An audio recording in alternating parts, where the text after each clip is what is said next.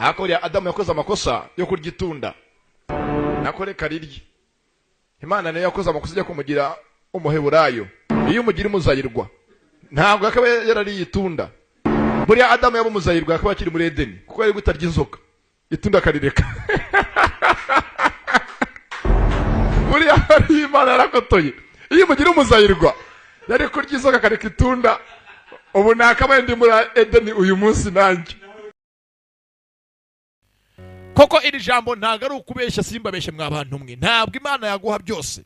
Iguha ubutunzi nta mahoro, yaguha ubwenge nta mafaranga, yaguha ubwiza mu maso nta gatafari, kaguha agatafari amatama byimbye.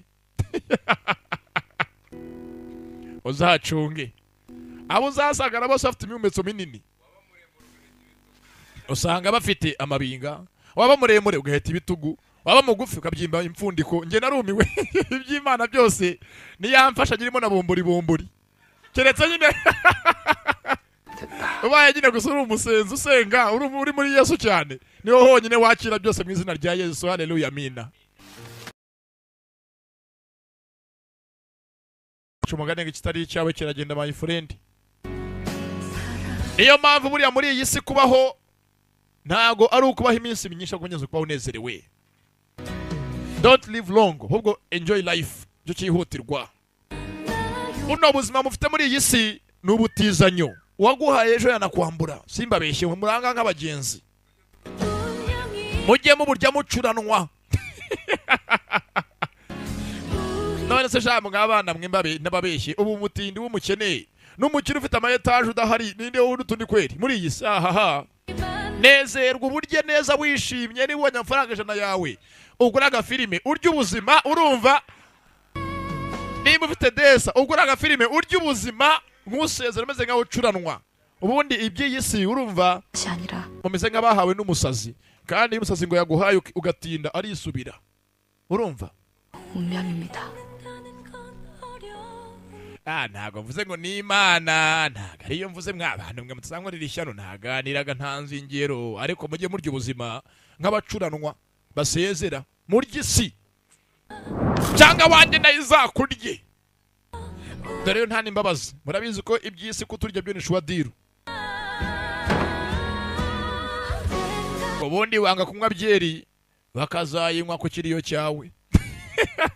Ni iby'isi.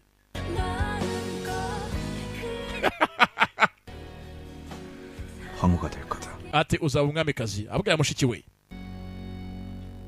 도와주는 none 겁니까? ugiye kumfasha.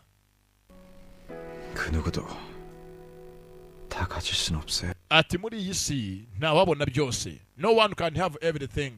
Nta wagira byose muri iyi si. Koko iri jambo ntago ari ukubeshya simbabeshe mwabantu mwe. Ntabwo Imana yaguha byose. Iguha ubutunzi nta mahoro, yaguha ubwenge nta mafaranga, yaguha ubwiza mu maso nta gatafari, kaguha agatafari amatama byimbye. Uzacunge abo uzasagara bose bafite imyumetso minini, usanga bafite amabinga, waba muremure ugaheta ibitugu, waba mugufi ukabyimba impfundiko. Nge narumiwe iby'Imana byose niyamfasha girimo na bombori keretse nyine ubaye nyine gusura umusenzi usenga uri muri Yesu cyane niho honyine wakira byose mu izina rya Yesu. Haleluya, amina.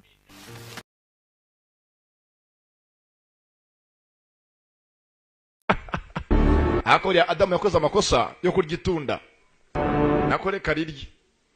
Imana nayo yakoze amakosa yo kumugira umuheburayo.